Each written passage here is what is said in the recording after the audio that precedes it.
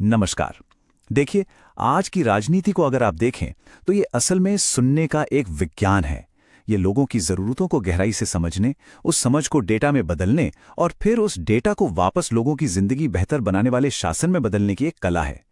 आज हम इसी कला को राजस्थान के सांचौर की एक केस स्टडी के जरिए समझेंगे। तो चलिए चलते हैं राजस्थान के सांचौर। ये वो जमीन है जहां लोग बड़े जुझारू हैं और जहां पानी का मतलब सिर्फ पानी नहीं, जिंदगी है। और यहीं 2023 के चुनावी नतीजों ने एक ऐसी राजनीतिक पहेली खड़ी कर दी जिसे आज हम सब मिलकर सुलझाने की कोशिश करेंगे।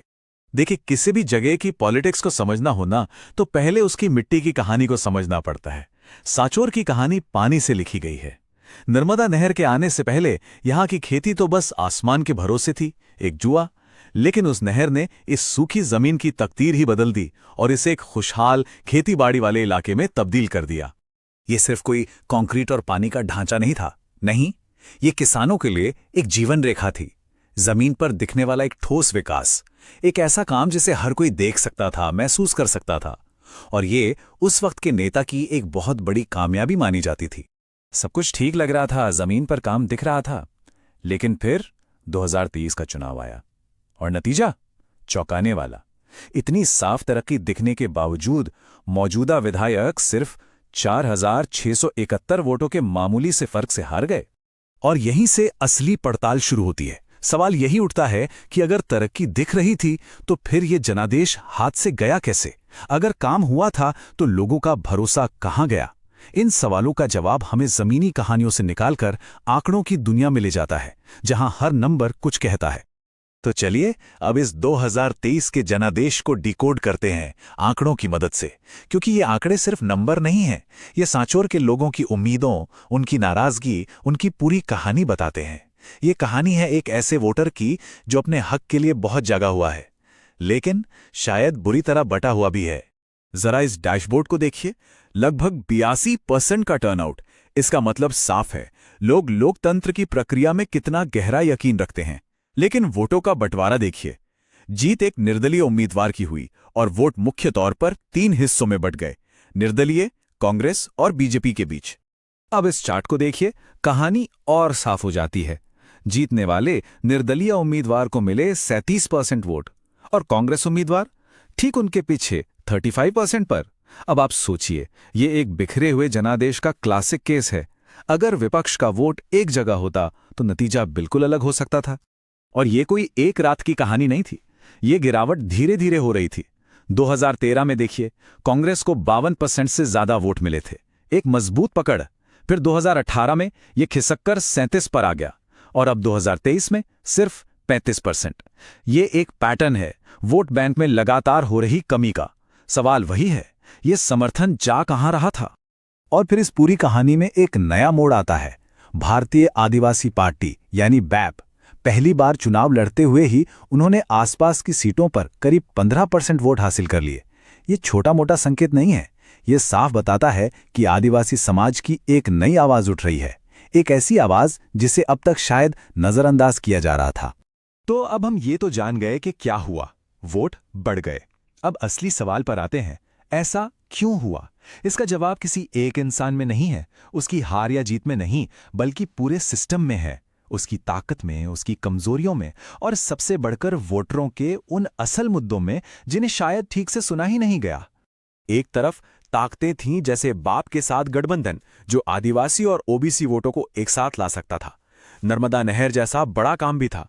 लेकिन दूसरी तरफ कमजोरियां भी उतनी ही बड़ी थीं। जमीनी स्तर पर संगठन कमजोर था, कार्यकर्ताओं का मनोबल गिरा हुआ था और आज की दुनिया में सबसे जरूरी चीज डिजिटल कम्युनिकेशन, उसमें पिछड़ गए थे। और अब आते हैं सबसे जरूरी हिस्से पर, लोगों के असली मुद्दे क्या थे, उनकी सबसे बड़ी शिकायतें।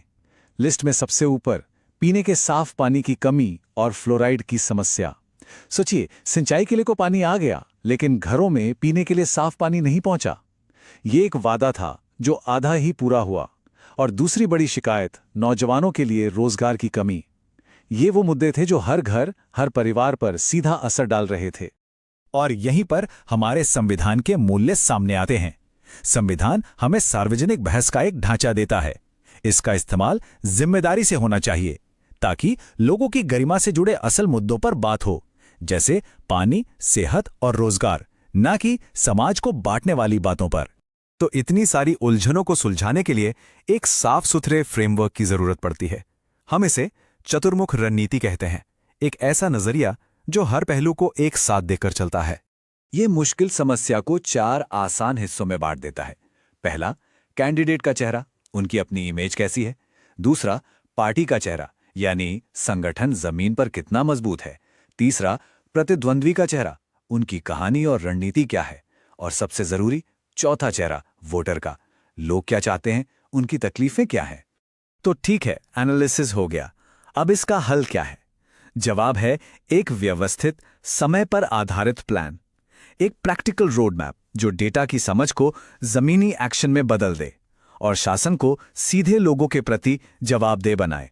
ये है वो 90 दिन का खाका। 90 दिन पहले नींव रखी जाती है, लोगों को सुना जाता है, उनकी शिकायतों की लिस्ट बनती है। 60 दिन पहले कम्युनिकेशन शुरू होता है, सही कहानी लोगों तक पहुंचाई जाती है।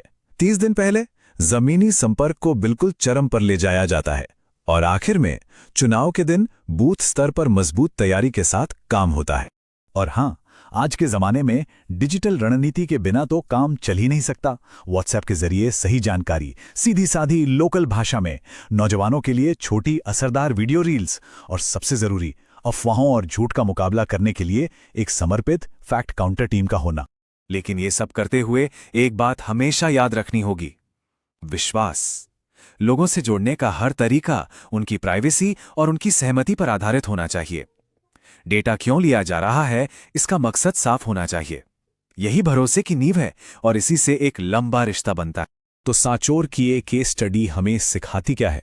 शायद यही कि असली लोकतंत्र का भविष्य डेटा और इंसान की गरिमा के बीच लगातार होने वाली बातचीत में ही है। ये सिर्फ चुनाव जीतने या हारने की बात नहीं है।